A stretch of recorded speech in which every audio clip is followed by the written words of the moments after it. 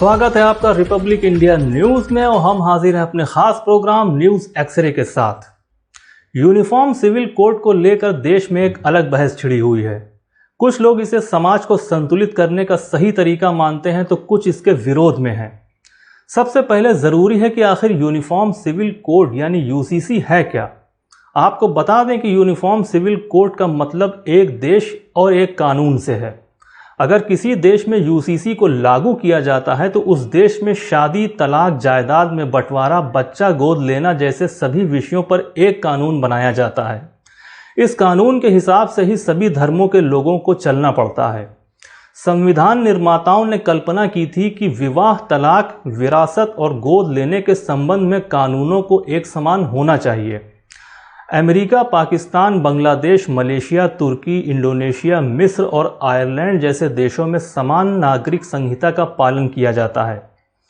UCC का विचार पहली बार 1864 में ब्रिटिश शासन के दौरान सामने आया था, जब हिंदुओं और मुसलमानों के लिए व्यक्तिगत कानून बनाए गए थे।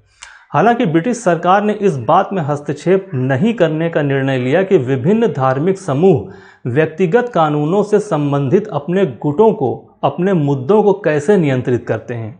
आर्टिकल 44 के अंतर्गत नीति निर्देशक सिद्धांत के तहत इसकी बात कही गई थी।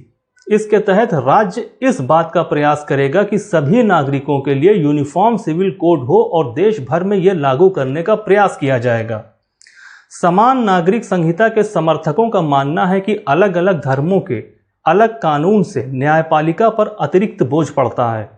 यूसीसी से इस परेशानी से काफ़ी हद तक निजात मिलेगी। शादी, तलाक, गोद लेना और जायदाद के बंटवारे में सबके लिए समान कानून होगा, चाहे फिर वो किसी भी धर्म का मानने वाला क्यों ना हो। जबकि दूसरी तरफ यूसीसी का विरोध करने वाले कहते हैं कि इससे सभी धर्मों पर हिंदू कानून को लागू कर दिया जाएगा। विरोध करने वाले ये भी कहते हैं कि इससे अनुच्छेद 25 के तहत मिले अधिकारों का उल्लंघन होगा। अनुच्छेद 25 धार्मिक स्वतंत्रता का अधिकार देता है। यूसीसी के खिलाफ प्रमुख विरोध ये है कि इसके लागू होने से विभिन्न धर्मों के तहत अनिवार्य कानून कमज़ोर हो जाएंगे और विभिन्न आदिवासी समुदायों को हिंदू कानून का पालन करने के लिए मजबूर होना पड़ेगा। All India Muslim personal law board ने कहा कि उसने विधि आयोग को अपनी आपत्तियां भेजी हैं, जिसमें मांग की गई है कि सिर्फ आदिवासियों को ही नहीं बल्कि हर धार्मिक अल्पसंख्यक को ऐसे कानून के दायरे से बाहर रखा जाना चाहिए। एक प्रेस बयान में all India Muslim personal law board ने कहा कि ऐसा कोड भारत जैसे बहुधार्मिक, बहुसांस्कृतिक और बहुभाषी देश के लिए ना तो प्रासंगिक है और ना ही फायदेमंद है।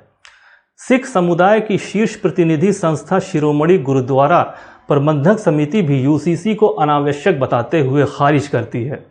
समिति के अनुसार यूसीसी अल्पसंख्यकों के अस्तित्व, उनके धार्मिक संस्कारों, परंपराओं और संस्कृति का दमन है।